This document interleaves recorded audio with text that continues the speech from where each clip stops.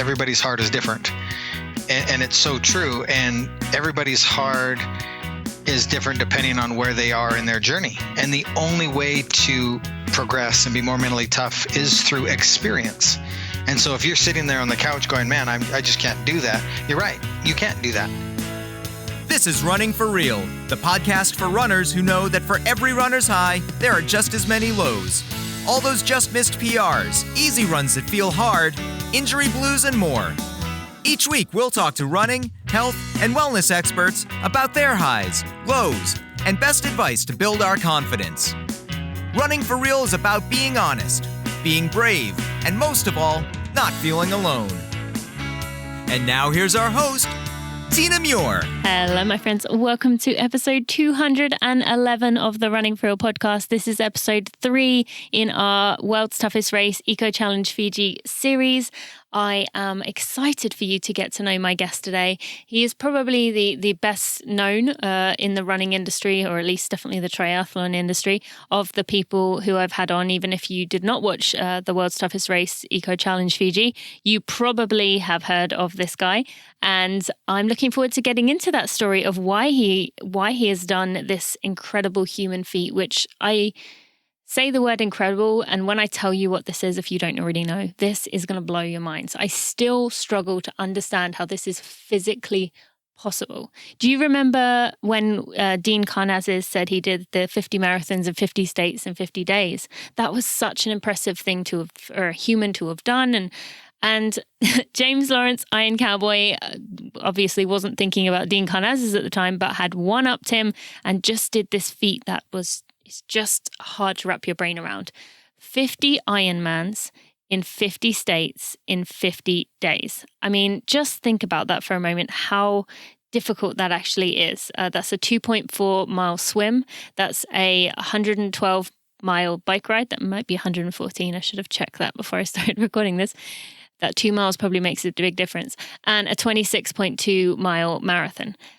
Just hard to imagine. When you add in the sleep deprivation of traveling from state to state, how long that would have taken him to do it in 50 days, just amazing. So I'm excited to dive into James Lawrence's story. He also did participate in the Eco Challenge Fiji, so we are going to go into that part. But I spent most of this episode asking him about the decisions that he made to participate in things like this, how it affected his family, how it affects him when he has negative publicity and negative comments directed his way, because there were a lot. And why it is important for him to continue to keep finding his challenge and finding ways to see what he is made of. Now, you will hear in this interview, I wasn't expecting to do this, but I admitted something that I kind of am embarrassed to talk about, that a way that I felt about something. And you hear James's reaction, and he obviously has done a lot of work within himself to be able to handle conversations like this. And I'm thankful for the time he gave me, the honest and openness he gave towards this interview. And I'm really looking forward to hearing what you think. So I just want to take a quick moment to thank our sponsors for this episode, and then we will be right to the interview with Iron Cowboy, James Lawrence.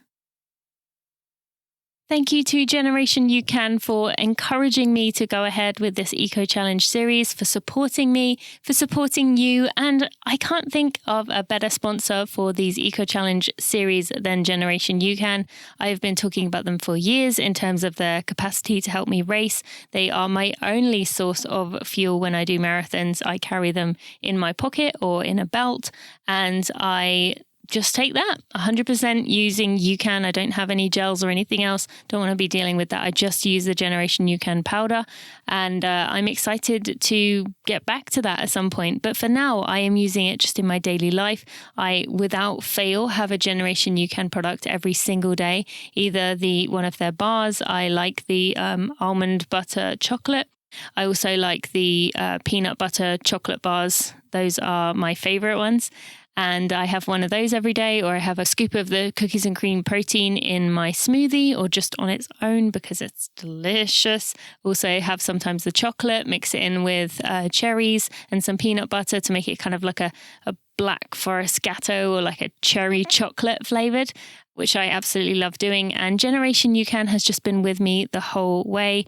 They are perfect for daily use. If you're a busy person on the go, they are ideal for kind of taking down quickly without worrying about stomach upsets, because that is the last thing we want when we are in a rush, unable to grab things as much as we want. Your kids are in the other room screaming that they need something. Can't tell you how many times I've relied on my Generation UCAN products to get me through the tough moments of when I'm unable to eat much else. I have it every single day, and I love putting it in my smoothie, knowing that I am just going to have it down. It also gives it a little bit of sweetness, and obviously gives me the protein to help with the recovery process. If you are a first-time customer, you can get 25% off your order using code TINAMUIR25. That's TINAMUIR 25. Or you can get 15% off if you are a returning customer by using code TINAUCAN15. So that's TINAMUIR25 for 25% off if you're a first-time customer.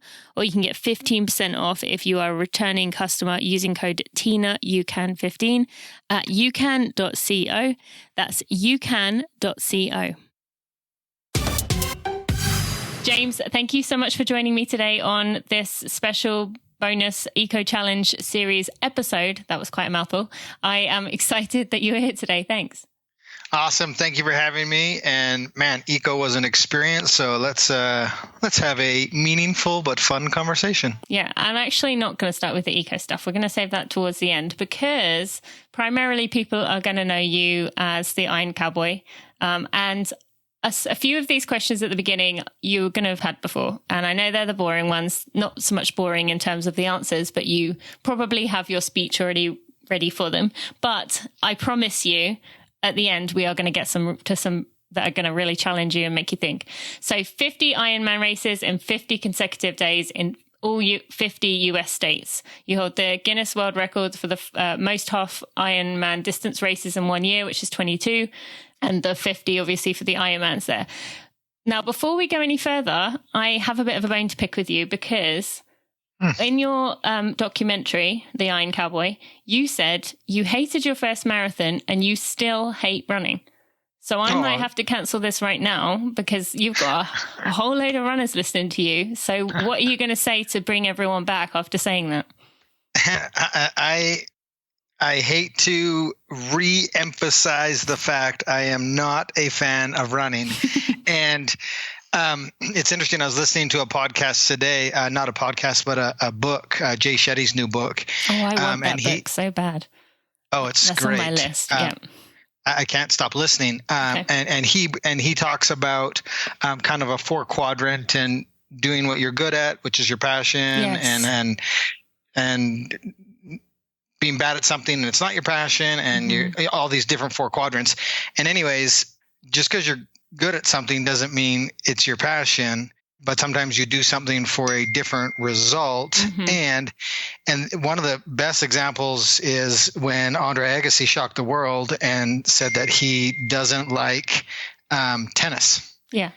And yet has made a lot of money and excelled at the highest level playing tennis. But that allowed him to then do his passion, which is philanthropic work and helping people. And so just because I don't love running doesn't mean we can't have true meaningful impact with others. And by doing what I do, it also opens up doors. So I love people that run. Okay, there you go. I don't enjoy running myself. And I think the biggest reason is, and I joke, but it's not that I don't like running, is I enjoy cycling more. Okay. And if I had a choice, said I still hate running. I heard those words come up. No. I hate to run. Okay. I only run the bare minimum I have to in my schedule to perform at a certain level. Okay. All right. I'll give you that. So what is it about running that you don't like? Just to keep it hurts hanging you. Yeah? It just hurts. It just hurts my body. So if I do a hard run session versus a very hard bike session, I feel very different. Now, I will say this. I have really started to enjoy trail running. There you go. Yeah. I can't remember the last time I actually ran on a road.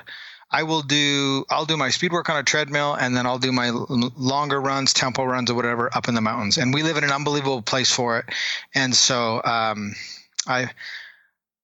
we'll say this to satisfy the audience. I just like road running. I absolutely enjoy trail running. Okay. All right. I think that will definitely satisfy people. And I bet you there's a lot of people who also didn't get it with running and then did trail running and thought the same thing. Like, actually, this is okay. All right. Thank you. So getting on to the 50-50-50, you had this goal of raising $1 million for the Jamie Oliver Foundation, which brings food education to schools and youth groups, businesses and communities. Now, everyone said this was impossible. 50 Ironman races, 50 days in 50 states. Even those closest to you said that. But before we get on to digging into that specific, you said that preventing childhood obesity was important to you in this kind of cause and the reason to do it. What is it?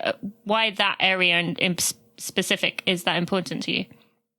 Yeah, we go through life and our immediate environment impacts our passions, and those can come and go. Mm-hmm. And during that time of my life, I had 5 kids, ages 6 to 12. And I'm a very active father with my kids. I'm active in the school system. I attend all the events.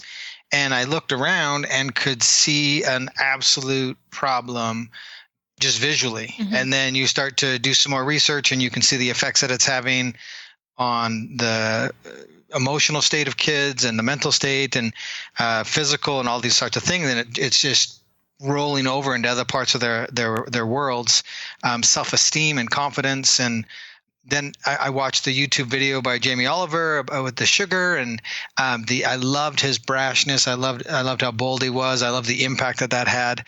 And I was like, I just want to try to make an impact there. Mm-hmm. My kids are a little bit older now, 12 to 18.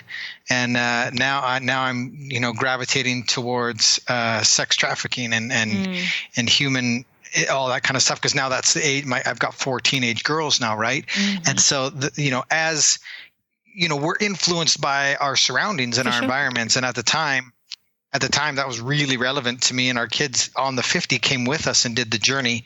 And that was just a big part of where I was in my life at that time. Yeah. Thank you for explaining that. So the first thing that comes to mind when we think of this, I'm sure most people are wondering, how could you possibly train for that kind of event, 50 Ironmans in 50 days? So you, I guess I should say that there is a documentary on you, the Iron Cowboy, which is only on Amazon Prime. Is that correct? It's on Prime now. Yep. Yeah. Okay.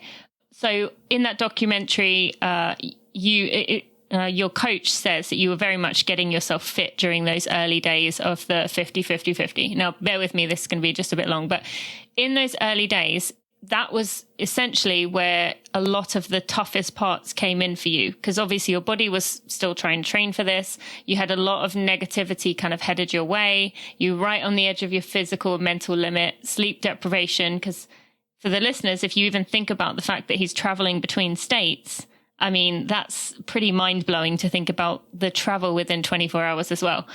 Now, all of those things individually could be enough to break someone, let alone combined with all that. So how did you possibly kind of keep yourself, going in those early moments, knowing you had such a long way to go and knowing that you didn't know that your body was going to not so much turn a corner, but get stronger as it went? It was so unknown to you. How did you kind of handle that?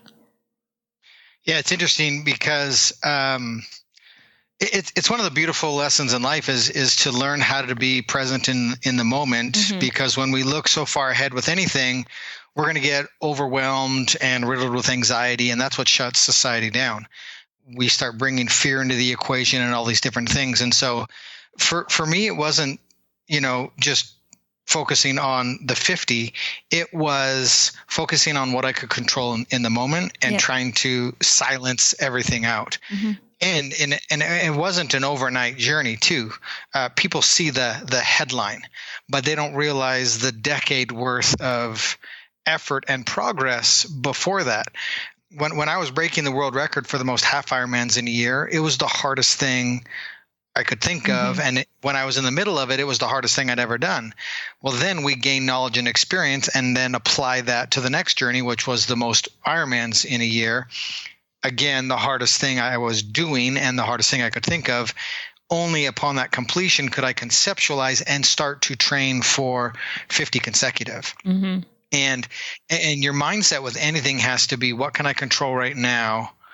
And in order to not overwhelm myself. Mm-hmm. And so literally it was just surround yourself with really great people that believe in the same thing that you believe in, and just execute on the smallest levels, whatever is going to move the needle today. And a great example would be today I had a horrible training session and I couldn't control how I was feeling physically. My body wasn't giving me what I wanted today, but I could control appreciating the beauty around me, and that's what I focused on. Yeah.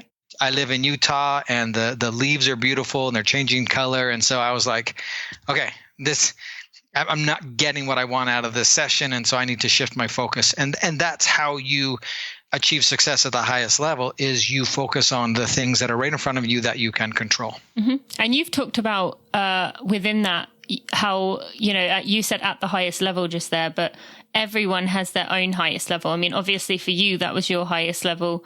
But you talked about your mum who did the final 5K of the final 5 days with you. And for her, that was her like absolute, this is my max. This is what I can do. So talk to the listeners, because you've said many times that you feel you're very average. Like your genetic potential is very average. It's not like you're a superhuman who was just born with a natural talent to be able to do these things. So Talk to the listeners about them hearing us talking about this and thinking, well, he's just got some kind of freak ability that he can do stuff like this. Mm-hmm. Yeah. And the way that I phrase it is everybody's heart is different. Mm-hmm. And it's so true. And everybody's heart is different depending on where they are in their journey. And the only way to progress and be more mentally tough is through experience. And so if you're sitting there on the couch going, man, I just can't do that. You're right. You can't do that. My journey started with a 4-mile fun run. That's where I started. And I struggled through it. And nobody would have said, if there was cameras or witnesses on that day, nobody would have said that guy is going to go on to have a documentary about doing one of the greatest endurance feat in sports history.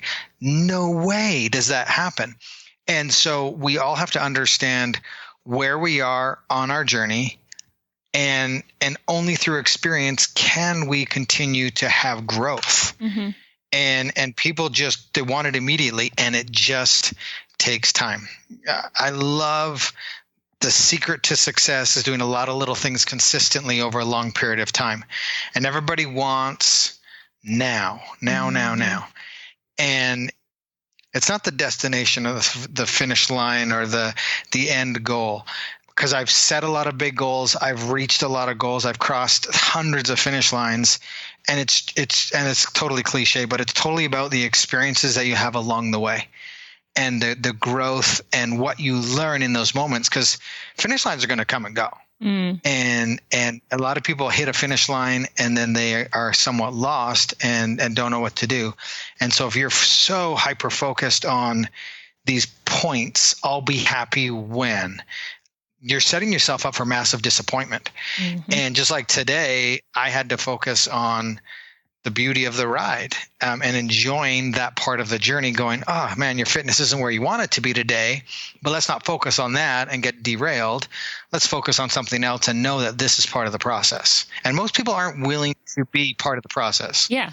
But you do still have to remind yourself of that. It's not like it comes natural to you either, that you just automatically look at the leaves in the trees. You kind of have to have that conversation with yourself as well, even now. Yeah, it's a very conscious effort. People just assume, oh, he loves to work out. It's easy for him to get up at 4:30 in the morning, but no, every single day it's a struggle and a conscious effort, just like everybody else. I'm as mortal as they come, and I am, like I said, completely average. And every single day it comes down to a question: am I willing to show up today and try to be the best version of who I can be with intent? Thank you. Thank you. Great explanation there. And well, you don't know this, but my listeners know this, that I was running as an elite athlete, and I got to the point where I was literally running for the finish line. I was in January thinking about July finish line, not even the race, but the finish line of the race. And that's when I realized something was really wrong with my relationship with running. And I ended up, whole other story, stopping, having 2 children, and here I am. But at the time, like you said, if it becomes about the finish line, there's something disconnected there. So thank you for explaining that. And I know we're going to talk about Eco Challenge in a second, but this is relevant in the topic that we're talking about. It was observed that our team's energy or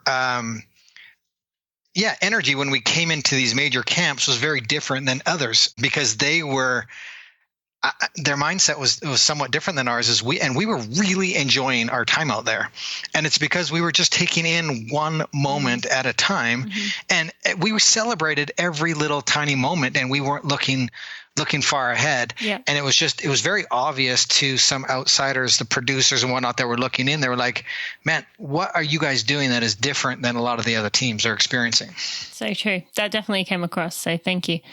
All right. So I mentioned a few minutes ago that there was some negative energy, negative publicity. There were things people were saying, very, very cruel things in those early days about, you abandoned your family to gallivant around, all this negative publicity. You weren't raising the money that you'd hoped you would. Can you explain to the listeners that negative energy, how that can affect someone when you are pushing yourself to a limit?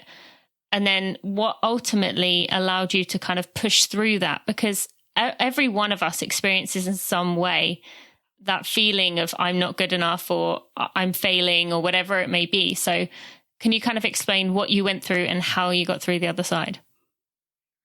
Yeah, I've learned, I've had the opportunity to, since the 50, to speak in 48 different countries around the world.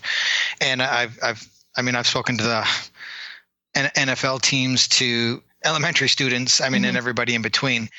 And the one biggest takeaway that I have is, as humans, we're hardest on ourselves. Yes. And we are our own toughest critics. And it's crazy. And when we start to listen to the negativity and the outside chatter and give that any power, it amplifies our already skewed perception of ourselves. And it's the worst thing you can do, is listen to the outside influences. In fact, yesterday I had a guy, he sent me a message on Facebook, and he was like, hey, why haven't you blocked this one individual? It seems like it's their mission to talk bad about you. And I said, oh, send me a screenshot or an example of it. And it was crazy, because I hadn't even seen the comments. And I had chosen to give my energy to the positivity on the feed and the impact that we were having. And it was my choice where I got to put my focus and attention. So can I just pause you there? Why did you then ask to see the screenshot? Because I couldn't find it. But did you want to see, didn't you want to I don't want to even see that at all? Or was it just you were kind of like, how bad is this? I was just curious to see where he was seeing it consistently. Okay. Because I was blind to it. Mm-hmm. And then he was surprised that I wasn't going to respond, defend, or retaliate. And I just said, look, anything like that stems from jealousy. And if I give my power to it, it's taking away any energy that I have to give to the positive side of what we do. Mm-hmm. And trust me, it's 99.99% positive. And then and that's the beauty of it, is people will give into that small percentage and allow it to derail them from what they're doing, and allow it to amplify that voice that they're trying to control inside our heads. And the voice never goes away. We just get better and better at managing it. And so the worst thing you can do is allow it to be magnified because somebody else is trying to be loud and derail you. And it seriously, it stems from jealousy. Yes. Yeah. And I think I try and remind myself of that a lot, that it is insecurity and kind of something within them is they're struggling, which is why that kind of negativity comes out. And I definitely get my fair share of it, which my audience knows. But I'm going to admit something to you here, which I've never said. But like, when I think back to when you were doing this, I am embarrassed to admit I never wrote anything, but I remember hearing about this and thinking, oh, kind of rolling my eyes, like, why would someone do that? It's so over the top. There's no need. And I'm embarrassed to remember that. Like, I never, ever, ever would have written anything, but I remember thinking that specifically and just kind of honestly rolling my eyes. But for someone listening who is tempted to judge, and, obviously this was 6 years ago? 8 years ago? But yeah. 5. Okay. So I would like to think that I've grown quite a lot in that time.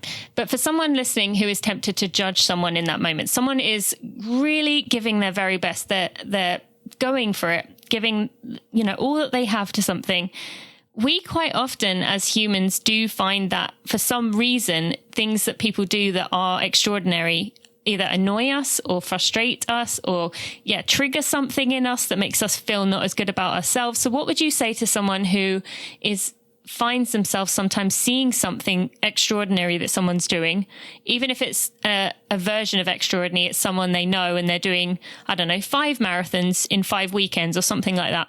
What would you say to kind of switch the thinking instead of kind of judging that person and thinking negatively about them?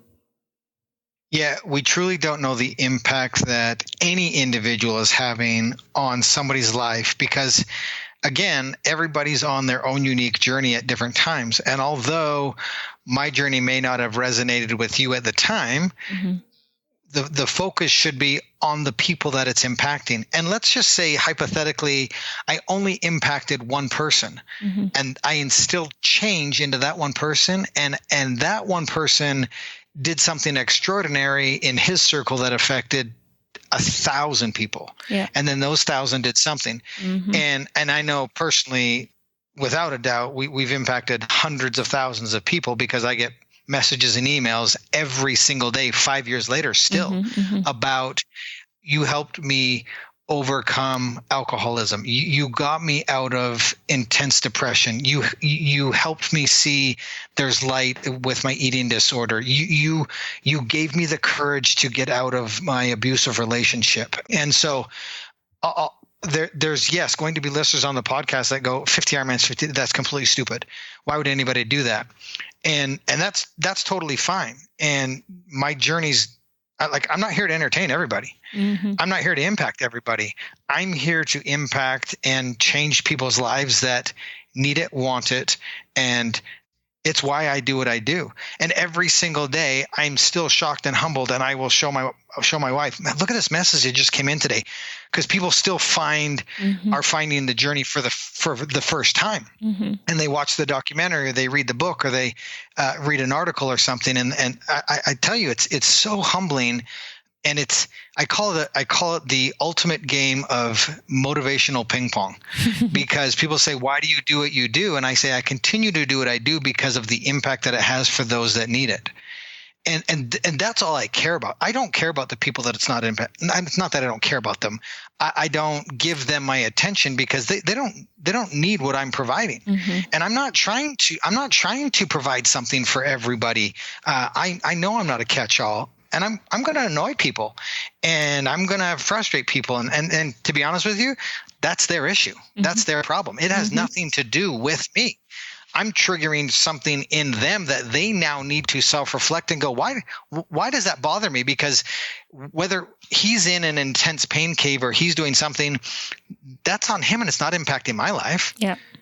And then I have to look at it and go, I'm doing this for the people's lives that it is impacting. Yeah. And that's a humbling experience. And that's why we continue to do what we do as a family, because we've understood the impact that it has. And it's why we've done no marketing and advertising. And I've literally been invited to speak in 48 different countries around the world. That's crazy to be on that journey. And this will help you understand why I do what I do. Every time I speak, without fail, 2 things happen. Someone will come up that day and says, you don't know me, but you've completely changed my life. Mm-hmm. I can't put a price on that. Mm-hmm. I can't put an amount of suffering to that. And then every single event that I've ever spoken at, either 1 month, 6 months, or a year later, someone will say, I didn't feel comfortable coming up to you in the moment, but this is the change that I've experienced in my life because of your family's experience and story. Mm-hmm. That is crazy as a human being to experience, to have that impact on other people's lives. So when people say, I don't understand what you do, why you do, then I say, well, that's okay. Mm-hmm. You don't have to. And I'm not here to entertain you. Mm-hmm. That's not my goal. No, you're exactly right. And I have since realized that and taken the same step myself with saying, I'm going to speak my truth. If I don't speak to you, find someone who does, because that's okay. Yep.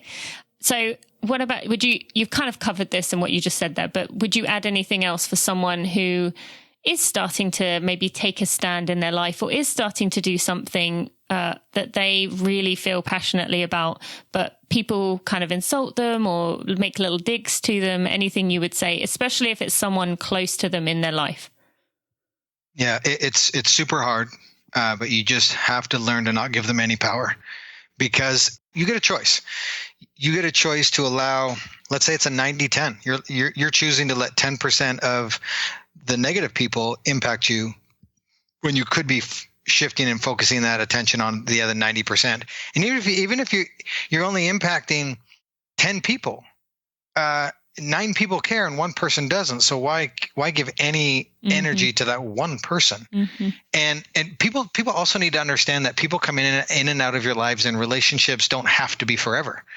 And some relationships are short term, and you or they get what they need out of it, and you move on. And that's totally okay. You don't have to maintain every relationship for the entirety of your existence. Mm-hmm. That would be so hard to do. And just stop dragging dead weight around, and give energy to the people that enrich and enhance your lives, and in turn enrich and enhance their lives. And it's okay to move on from relationships. Thank you. Thank you for explaining that, because I think that is something that isn't ever really discussed, but it is important. Okay, so, towards the end of the, I don't know, I guess you call it adventure of the, what would you call as a whole? What do you call it? Like the 50? Yeah, do you just say the 50? The story of it's just called the 50, yeah. The 50, that's what you would refer.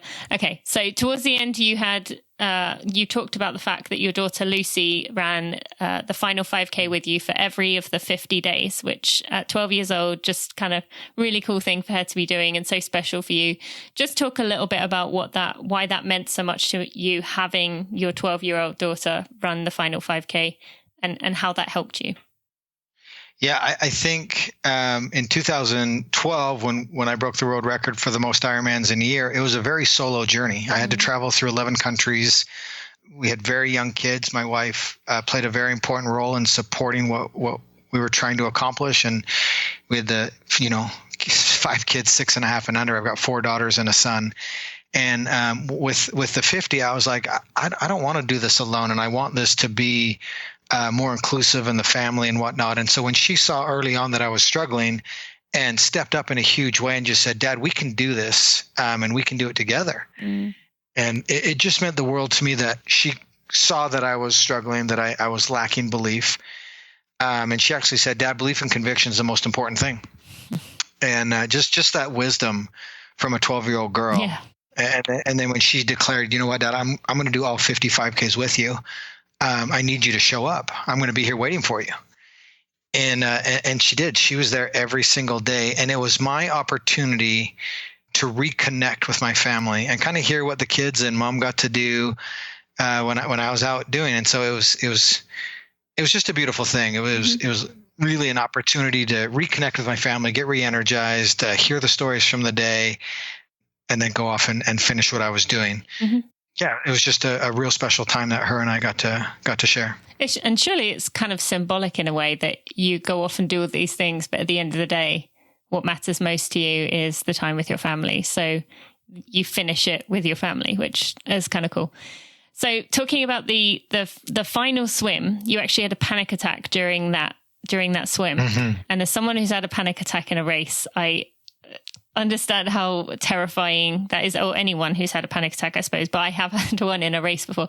You kind of talked in the documentary about saying, or maybe you didn't, I just kind of inferred it, that this final one after doing 49 should, in quotation marks, should have been easy. So tell us about, what happened there. Was it the expectations that you thought, oh, I've done the rest, this is going to be a piece of cake?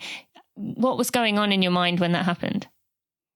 Yeah, it was crazy watching the video footage that we got from that day. And I did, man. I had a full-on panic attack, just eyes spinning around, and just I really felt like the day was over before it even began, and that we were on the cusp of failing.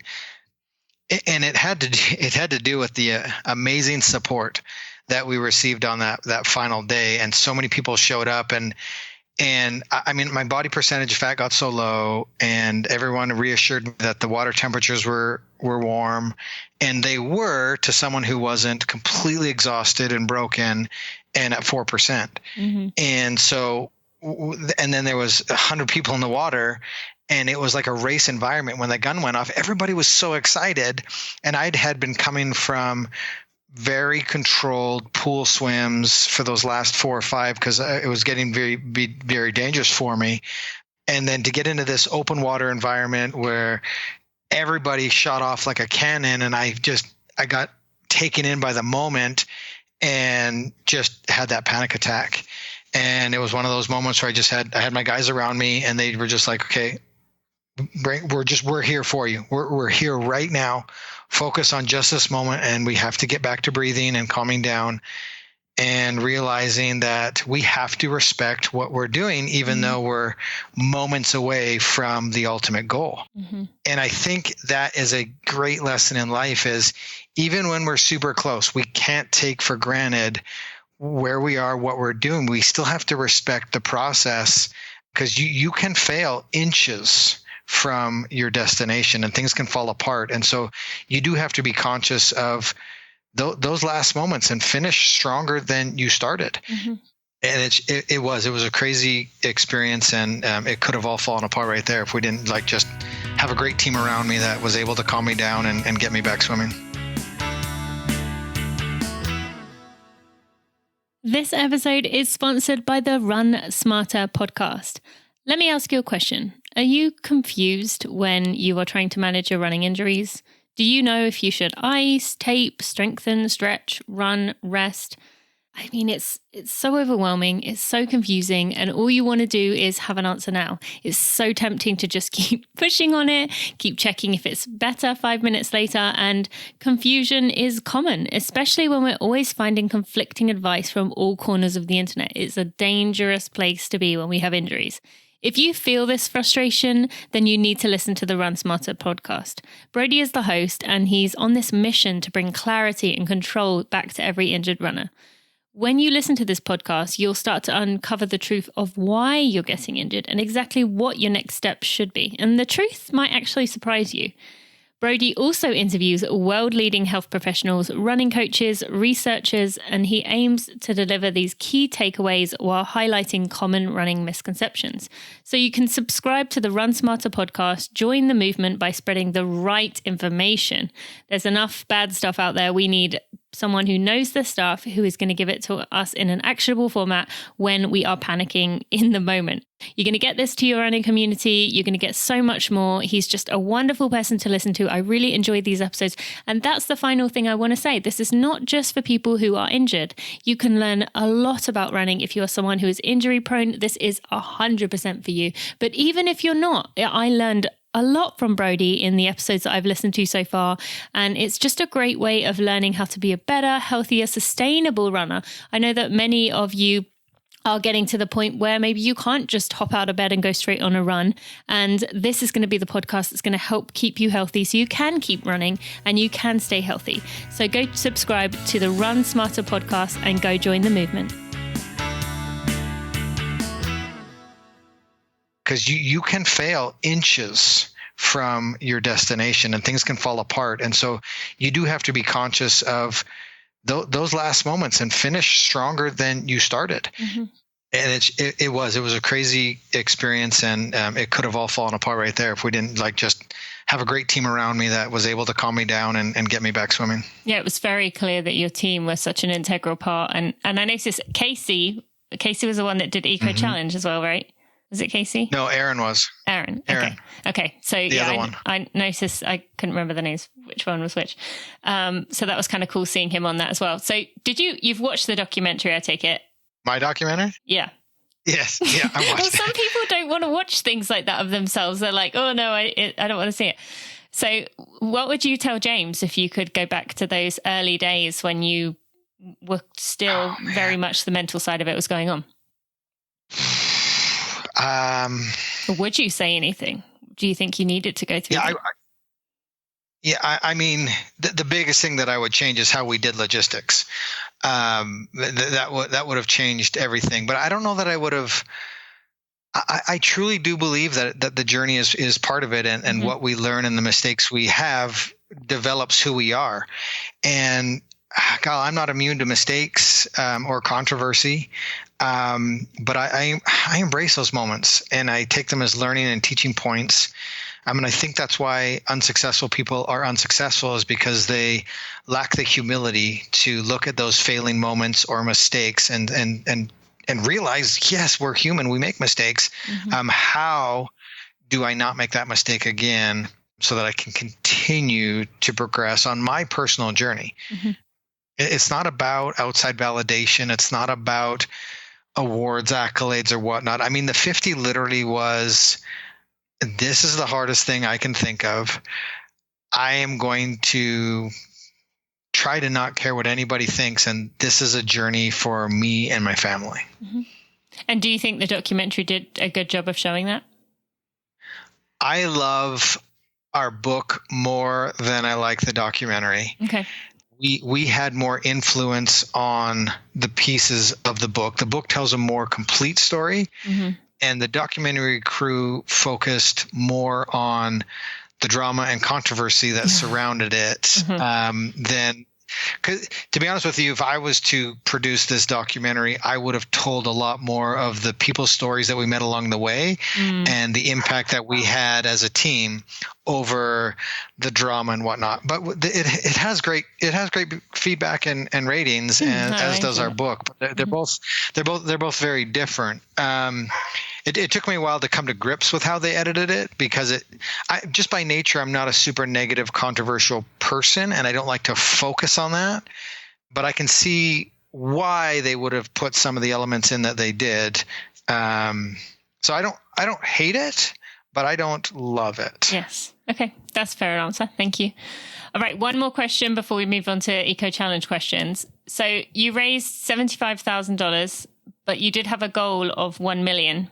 Which amazing achievement in every sense of this. But you said at the very beginning of this that we are always our own worst critic. We are always hardest on ourselves. So did you ever view that as a failure, or were you able to all along kind of keep that perspective of like $75,000? That is a lot of money. Kind of tell us about your thinking in that.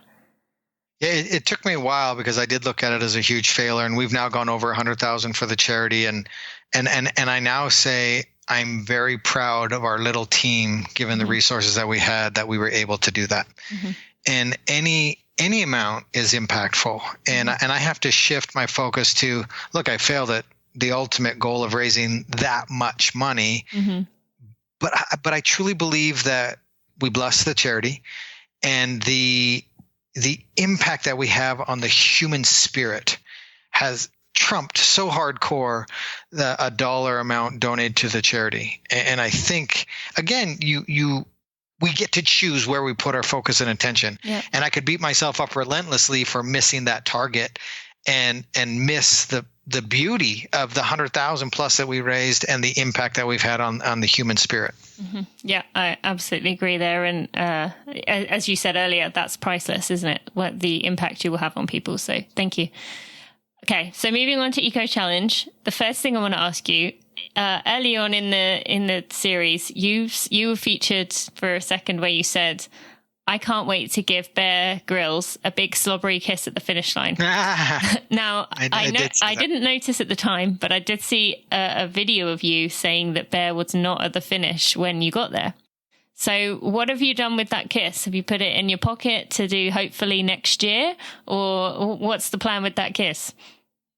It's definitely in my pocket, and I have sent a message to Bear Grylls saying, bro, next time I cross an eco finish line, you need to be there because I still publicly owe you a big wet kiss at the finish line.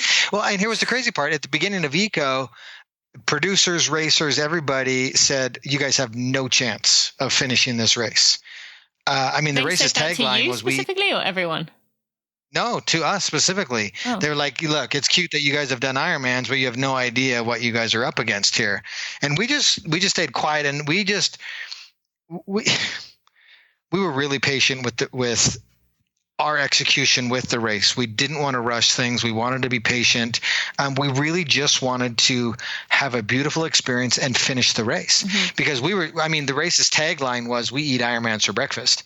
And so we truly wanted to have an experience and finish it. And it wasn't to prove anybody wrong, because I hate the attitude of, I'm going to prove you wrong.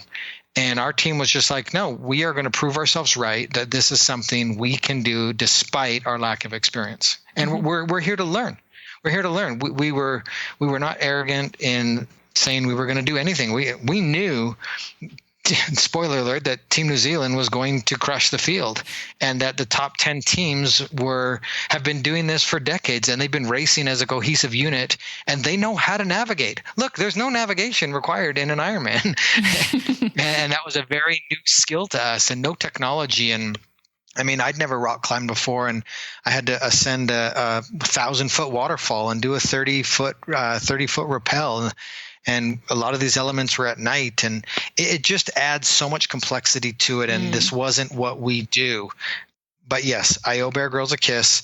We have applied for season 2 in Patagonia. We hope to be a selected team, and we learned a lot. We're definitely not experts, but we will go into this more with a race mentality over a I just want to finish mentality. Thank you. And the question that everyone has been thinking since the very first moment I introduced you onto the show, I know the answer to this, but which one was harder, 50-50-50 or the world's toughest race? So great question. One that I get often. And it's a complex but easy answer. The 50 is way harder, but you do anything for 50 days, it's harder than anything for 10 days. You take 10 days of what I'm very proficient at and 10 days of something that's very new and foreign to me, that's going to be harder until I gain more experience. So the experience in Fiji was very challenging for 10 days because it's something we've never done. But you can't compare something for 10 days versus the compounding effect of something for 50 days, even if you're very proficient at it. The compounding effect of any physical activity will take its toll beyond 10 days. There's just a massive contrast. It would be like comparing a vegetarian to a carnivore. They're just very different. Yeah, thank you for explaining that. And I've heard you say that before, but I know that's kind of what everyone was wondering. And your teammates, do they see this in the same way that you do? Aaron obviously was with you for the journey and doing a big chunk of the 50-50-50 with you. But how did the rest of your teammates kind of view this compared to Ironmans? Like, not just the 50s, but Ironmans in general. Yeah, collectively our group had done, I think, 124 Ironmans. And so we're very experienced in that. Sean, race director, had done at least a dozen 100-milers and was a competitive runner. He works with troubled boys at a school, so he's very calm, very patient. We all of us looked at it as an adventure and something that we are not experts in, and we just wanted to go have an experience and support each other. And really, our biggest thing was never quit on your team and have a good time. And we accomplished that. We never quit on each other, and we had an unbelievable time. Yeah, Thank you. And that was pretty clear. I mean, I feel like they did a good job of showing that you guys were admitting that you weren't, experts at this. You were just having fun and kind of making the most of it. So I thought they did a good job with that. Yeah, for sure. Now I'm asking everyone these same questions. So it's your turn to have these. Did you have any fears, or what was your greatest fear going into this? It would probably be letting down my teammates. So something going wrong or mentally breaking down?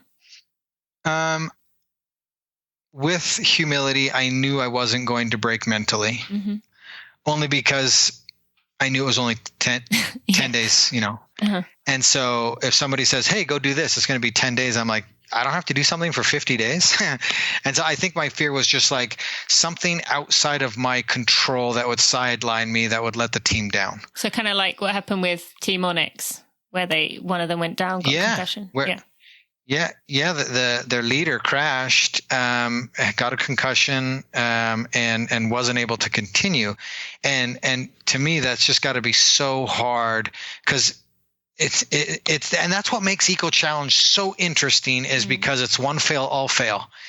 And they say you're only as strong as your weakest member, but I think you're only as strong as your strongest member, because that strongest member has to go back and help the weakest ones. So if you guys are pretty evenly matched, or your strongest guy's not so strong, they can't elevate your weakest member, because there's always going to be a weak person on the team in some elements. And so your hope is someone will always be in a strong mindset and physical state that they can bring up the weakest person at the time, making you a stronger, cohesive unit. And when he crashed, there was nothing the teammates could do to help his concussion at that time. And so that just would weigh really heavy on me, that I did something that paralyzed the entire team, that caused failure amongst the entire group. And so that was definitely one of my fears. I just don't want to let anybody else down based on some mistake or something that happened to me. And didn't you say somewhere that one of your teammates was getting, is it jungle rot? What's the term for the foot? Jungle foot? Trench foot. Trench foot or jungle rot. Yeah. Sean, man, we woke up on that last day. I apologize for anybody that hasn't seen it, but go watch it. We woke up on the last day, and it was this paddle out to Survivor Island. That was a 30K ocean paddle on a traditional Kamakaw boat. And Sean broke his toe on day number 2. And split it wide open, and just was an absolute warrior, but ended up catching a virus and started to swell up really bad. We had hiked through the highlands the day before for over 50K. It was 90 something degrees with 80% humidity, and he was in a bad way. And we woke up on that last day after catching a couple hours of sleep, and I'm getting the gear ready. We've got the last paddle. We can see the finish line. We're about to do what everybody said we couldn't do. And he goes, I can't walk. And I said, what do you mean you can't walk? And he goes, I'm in so much pain. I'm exhausted mentally, and the swelling is so bad I can't walk. And so I said, well, can you paddle? And he goes, yes. And I said, Aaron and I will carry you to the boat, and we'll get you situated, and then all I need you to do is paddle. He goes, I can do that. And so we got him to the boat, and we paddled in, and we ended up finishing. But a different activity or one more day, and I don't know that we crossed the finish line. But it's hard to say, because he is such a warrior and such a fighter. Would he have found the will or the way? And would us as a team have figured out a way to modify how to move forward? We just don't know the answer to that question. And I'm grateful it was a paddle, because Sean was able to contribute in a big way and really be part of the team and get us to the finish line. Yes. Thank you. So that goes into my next question, which was, did you ever think your team wasn't going to make it? Was that the moment, or did you, because of it being a paddle, think it was okay? No, there was multiple moments before that where we were perplexed on how to handle the situation. Our female athlete, we love her, but she has had mental breakdowns, clinical mental breakdowns in the past. And we got into a couple situations out there where she was focusing on situations in the future where we weren't there yet. And that was difficult. And there was a moment late in the race where she was on the side of the road having a panic attack and couldn't breathe. And we didn't know how to help her in that moment. And Aaron and I kind of were like, okay, well, this is it. Like, we're done. And then we quickly said, no, we're not done. What can we do right now to get out of the situation? And there was an entire process that we went through to get Sonia back up and running. And wow, what a learning experience it was for all of us. But yeah, we had 2 or 3 moments like that where I call it catastrophism, where your mind is further ahead than where you are, and you need to bring it back and be present. Yep. And so we had to teach that in the moment out there in the Fiji jungle in order to get back moving as a team. And so there was definite moment. I mean, 24 hours into the race, Sonia's in, and you saw this in the documentary, she's in the medical van, overheating in medical. I mean, the producers came up to us and said, are you Team Iron Cowboy? And I was like, yeah. They're like, your girl's in the ambulance. And I said, nah, that's not possible. She was fine 2 minutes ago. And they said, are you Team Iron Cowboy? And I said, yes. They're like, your girl is in the ambulance. And I was like, are you freaking kidding me? And then we had to deal with that situation. So 24 hours into the race, I thought we were done. And then we, as a team, we learned how to manage the situation and try to get on the other side of that. And we did. We overcame as a team and rallied behind her and got her to the finish line. Well, and for her, probably, her greatest achievement, being able to get through that and learn that she could do these things that in the moment seem so impossible. So kind of cool to hear that. I had no idea that was that extreme. Okay, hardest moment for you as an individual in Eco Challenge? To be honest with you, it was trying to manage Sonia's emotions and get her going again. I knew I could handle my mind space. I knew I'd had enough experience with Aaron. I knew he was going to be fine. He's a physical beast, as I call him my iron side or my protector. And I knew his abilities really well. Physical things, they're just physical. You just do them. But trying to manage and give energy to emotion is very, very hard. And I think that was my hardest thing, because now we weren't putting emotion into forward progress and getting towards the destination. We were giving energy to something that could have been solved prior to with more training and understanding. Yeah, I could imagine, especially for you, having been doing something like the original 50-50-50, you were the one in control. You were the one that was able to kind of get through those mental battles, but you can't fix that for someone else, and that's got to be frustrating in itself. All right, and finally, have you watched it back? And if so, which team of the other teams inspired you the most watching it, or which individual, if it's one person?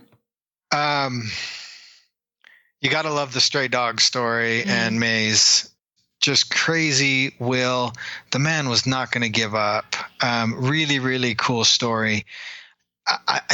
What was really hard was there were 67 teams and only 10 or so got highlighted. Yeah. And so I was inspired the entire time by the athletes around us and the things they were doing and the untold stories, really. There was another Utah team called the Sundance Kids, and their female crashed on a mountain bike and tore her, it was either MCL or one of them, a meniscus maybe. She came in to one of the main camps and her knee, I mean, it was massively swollen. And then she slipped on one of the rock climbing sections and really smashed her face and totally scraped it up. It was an unbelievable will to continue, and she pressed on. And they don't talk about this at all on the show or give it any coverage because there were so many amazing stories. But it was that to me, that she really inspired me to watch her just will to continue. I mean, she had to have surgery after, and she crashed halfway through the race, and then just was like, no, I refuse to quit. I can overcome this, and I am not going to give up on my team. And they ultimately ended up finishing, and man, what a cool thing to watch and get a front row seat to. Yeah, thank you for sharing that. Obviously, had no idea about that and appreciate that. Okay, so just for anyone who hasn't watched the Iron Cowboy documentary, who hasn't read your book, or wants to follow you online, where can people go to find you? Yeah, best thing where I'm most active is on Instagram, Iron Cowboy James. We appreciate the follow or the like. And then the documentary and the World's Toughest Races on Amazon Prime. Mm-hmm. And anybody that wants a book or anything that we're doing, we put on race series and mental coaching and everything. It's on ironcowboy.com. So Iron Cowboy James on social media and ironcowboy.com for anything else. And the documentary and World's Toughest Races on Amazon Prime. Okay, great. Thank you so much, James, for your vulnerability, for doing the things that you do, and just for being the inspiration you are. I appreciate you. Awesome, Tina. Thanks so much for having me. I appreciate the conversation.